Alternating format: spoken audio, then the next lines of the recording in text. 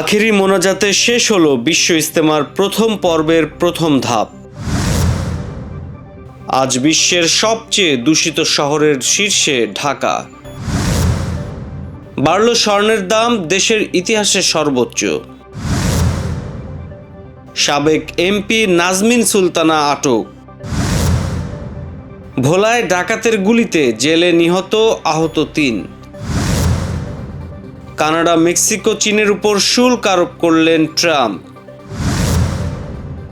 দারুণ জয়ে বিপিএলের কোয়ালিফায়ারে চিটাগাং, এলিমিনেটরে রংপুর। আইসিইউতে লালন সম্রাজ্ঞী ফরিদা পারভিন।